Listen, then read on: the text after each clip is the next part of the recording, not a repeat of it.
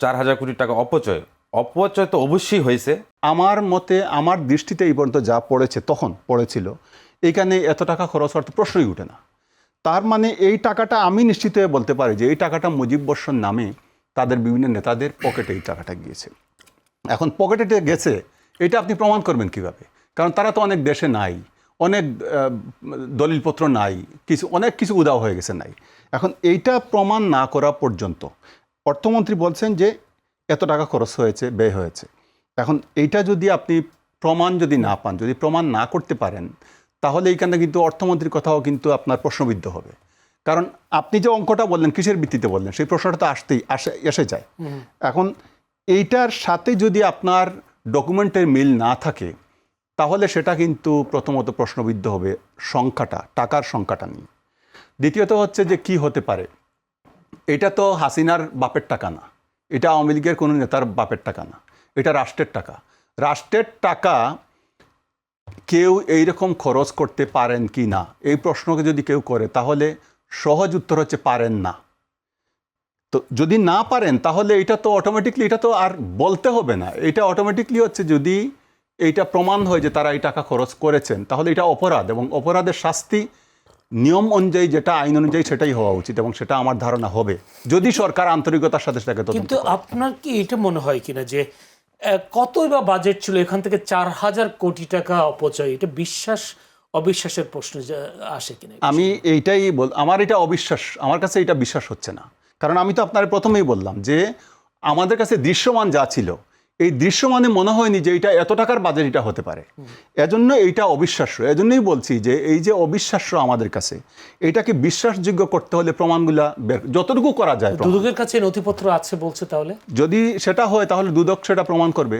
প্রমাণ করলে তো মানুষ তো, যেটা এখানে আসছে যে অঙ্কটা, সেটা যদি প্রমাণ হয়ে যায়, তাহলে তো সেখানে আর কোনো প্রশ্ন থাকে না। মানে আমি জানতে চাচ্ছি 4,000 কোটি টাকা আসলে কি অপচয় হওয়ার মতো? না, এটা অপচয় হওয়ার মতো কোনো, আমি প্রথমেই বলছি এটা কোনো মতেই না, এটা অসম্ভব, এটা হতেই পারে না।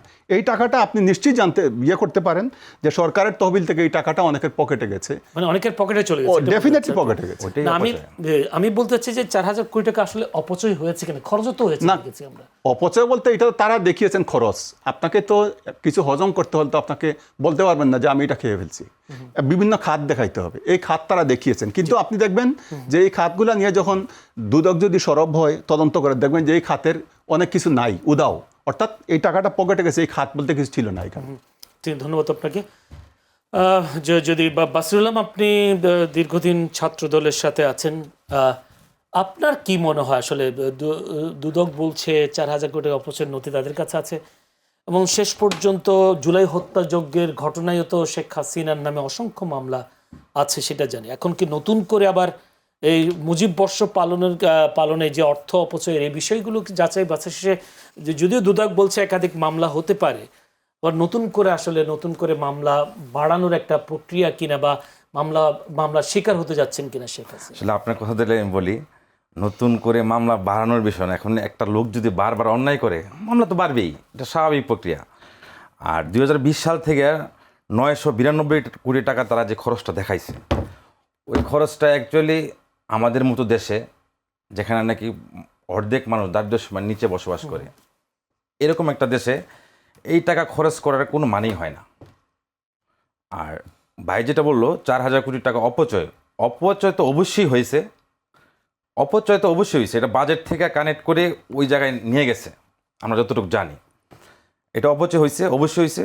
এবং যে মুরাল তৈরি করছে তারা, যে বিভিন্ন আমাদের একটা দেখবেন একটা পেডেও মুজিব বর্ষের একটা সিল থাকে ওইখানে, সব জায়গায়, একদম সব জায়গায়, অল এভরিথিং, একদম একদম নিচু লেভেল থেকে উপর লেভেল, যে অফিসে যাবেন সব জায়গায় যাবেন, যে এই যে একটা বিরাট একটা বাজেট, এই বাজেটটা এখানে, এই বাজেটটা দেখাই তারা এই মেগা দুর্নীতিটা করছে। আপনাকে আমি একটা প্রশ্ন করি যে শেখ হাসিনার আমলে তো বলা হতো যে দুর্নীতি দমন কমিশন এটা স্বাধীন সংস্থা, তখন দুদকের এই তদন্তে এটা উঠে আসে নাই, এতদিন পরে কেন উঠে আসছে? সরকারের সময় কি স্বাধীন সংস্থা হিসেবে কাজ করতে পারে? শেখ হাসিনার আমলে ওরা যে বলছে দুদক স্বাধীন সংস্থা, কখনোই স্বাধীন সংস্থা ছিল না। উনি সম্পূর্ণ শেখ হাসিনার আয়ত্তের মধ্যে ছিল দুদকটা। আপনি তখনকার বিচার ব্যবস্থা, তখনকার দুদকের যেই তথ্য বা একটা মামলার যে প্রতিবেদন দিত, ওই প্রতিবেদনগুলো ফলো করলে আপনি পেয়ে যাবেন যে এটা শেখ হাসিনার পুরা দুদকটাই ছিল শেখ হাসিনার একদম বেড়াজালের ভিতরে। এবং বর্তমান সরকার দুদককে জেলে সাজানোর চেষ্টা করছে। অবশ্যই দুদকের কাছে অবশ্যই প্রমাণ আছে, যেহেতু অর্থমন্ত্রী বলেছে সংসদে যে ওনার কাছে প্রমাণ আছে। আর ভাই বলছে অর্থমন্ত্রী প্রশ্নবিদ্ধ হবে, অবশ্যই প্রশ্নবিদ্ধ হবে না। একজনে অন্যায় করছে, সেটা যথেষ্ট প্রমাণাদি হাতে নিয়ে দুদকের সাথে কথা বলেই উনি সংসদে অবশ্যই প্রশ্নটা উত্থাপন করছে। এখন দুদক সেটা তদন্ত করবে, তদন্ত করে যেটা হবে সেটা, যদি মামলা বাড়ে অবশ্যই মামলা বাড়বে। একটা মানুষ আমি যদি বারবার অন্যায় করতে থাকি, একটা অন্যায় করলে আমার নামে একটা মামলা হলো, আমি আবার অন্যায় করলাম বা আরও অন্যায় বেরিয়ে আসলো, অবশ্যই মামলা হবে। মামলা বাড়ানোর কোনো প্রক্রিয়া না। আমার প্রশ্ন ওই জায়গায়, মামলা হতে পারে, 4 কোটি অপচয় এটা হচ্ছে, কিন্তু বাংলাদেশের প্রেক্ষাপট কি আসলে, যে ক্ষমতা থেকে যাওয়ার পর এই যে সেবা সংস্থাগুলো সেই বিগত সরকারের নামে সবসময় মামলাগুলো করে থাকে, তাহলে আমরা যে স্বাধীন সংস্থার কথা বলি, স্বাধীন সংস্থাগুলোকে আসলে বাংলাদেশে প্রতিষ্ঠা পেয়েছে? বিগত দিনে স্বাধীন সংস্থাগুলো যেভাবে নিয়ন্ত্রিত ছিল সরকারের, বর্তমানে আপনি লক্ষ্য করবেন এই 5 মাসের সরকারে, 4.5 মাস 5 মাসের সরকারের মধ্যে আমাদের স্বাধীন সংস্থাগুলো এখন কিন্তু স্বাধীনভাবেই কাজ করতেছে। আপনি খোঁজ নিয়ে জানবেন প্রত্যেকটা সংস্থায় কোনো প্রভাব বিস্তার হয় না। আমাদের আগে যেরকম গণভবন থেকে একটা রায় আসতো বা গণভবন থেকে একটা সিদ্ধান্ত আসতো, এরকম এখন কিন্তু কোনো কিছুই হচ্ছে না। এখন স্বাধীনভাবেই এই সংস্থাগুলো পরিচালিত হচ্ছে। অবশ্যই এখন স্বাধীন তদন্তের মাধ্যমে বেরিয়ে আসবে যে কে অন্যায় করছে, কে অপরাধী। সেক্ষেত্রে আমরা হয়তো সময়ের জন্য অপেক্ষা করতে হবে আসলে।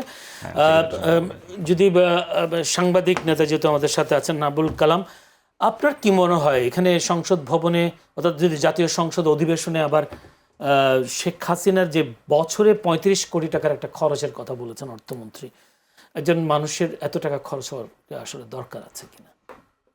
দরকার তো আছেই, প্রধানমন্ত্রী না। এখন আমার মনে হয় যে প্রধানমন্ত্রী আসলে অনেক সংযমী এজন্য, উনি তো প্রধানমন্ত্রী, মাত্র কত 35 কোটি, এটাই তো বললেন। তো উনি তো 35,000 কোটিও খরচ করতে পারতেন, সমস্যা কি? সুতরাং উনি অনেক সংযমী, এজন্যই অল্পতে হয়ে গেছে। আপনি চিন্তা করেন আমাদের বর্তমান প্রধানমন্ত্রী আসলে খরচ কত তাহলে? আমাদের বর্তমান প্রধানমন্ত্রীর তো আর তুলনা হয় না। এইটা তো হচ্ছে যে উনার, আমি এই পর্যন্ত এই কয়েক মাসে যা শুনলাম এবং বিভিন্নভাবে ধরেন গণমাধ্যমের সূত্রে যা বুঝলাম, যে উনি খুবই অত্যন্ত সংযমী একজন মানুষ। এবং একজন দেশের প্রধানমন্ত্রী এরকম সংযমী হবেন, এটা আসলে হয়তো আমরা না দেখলে অনেকে বললে বিশ্বাস করতাম না, এখন আমরা দেখে বিশ্বাস করছি। আপনি চিন্তা করেন যে একজন মানুষ বছরে 35 কোটি টাকা, এটা কিভাবে সম্ভব? উনি কোথায় এটা কি খাইছেন? উনি এত টাকা একজন বছরে খাইতে পারে, যদি এই পেটের সাইজ যদি এত বড়ই হয়, তাহলে তো কি বলবো, যে এইটা তাহলে পরীক্ষা করে দেখতে হবে যে পেটের মধ্যে কি আছে। এর বাইরে আসলে বলার কিছু না। এটা কমপ্লিটলি হচ্ছে একেবারে আপনার অবিশ্বাস্য একটা তথ্য। এটা কিভাবে হতে পারে? এবং এই খাতটা আমার মনে হয় একবারটাও বিশ্বাস্য, খরচ করেছেন এটাও সত্য, নাকি বা যিনি বক্তব্য দিয়েছেন এটাও সত্য, কোনটা? না, এখন প্রথমত হচ্ছে যে যিনি বক্তব্য দিয়েছেন তিনি নিশ্চয় কোনো তথ্যের ভিত্তিতে দিয়েছেন, সুতরাং সেটা আমরা ধরে নিচ্ছি সেটা সত্য, কারণ তিনি সংসদে গুরুত্বপূর্ণ জায়গা থেকে বলেছেন, গুরুত্বপূর্ণ ব্যক্তি, এটা সত্য আমরা ধরে নিচ্ছি। যদি সত্য হয় তাহলে আমার মনে হয় দেশ এবং জাতির এটা জানা খুব দরকার যে উনি কি খেয়েছেন, উনি কতটুকু সংযমী নাকি বিলাসী, এবং আসলে মেনুটা কি ছিল। এটা জানলেও মানুষ অন্ততপক্ষে আমাদের ভবিষ্যতের জন্য আমরা গল্প করতে পারবো যে আমাদের প্রধানমন্ত্রী একজন ছিলেন, এই জিনিস খেতেন এবং বছরে এত টাকা তিনি খেয়েছেন। এটা জানা দরকার আমাদের ভবিষ্যৎ প্রজন্মের জন্য এবং আমাদের জন্য জানা দরকার।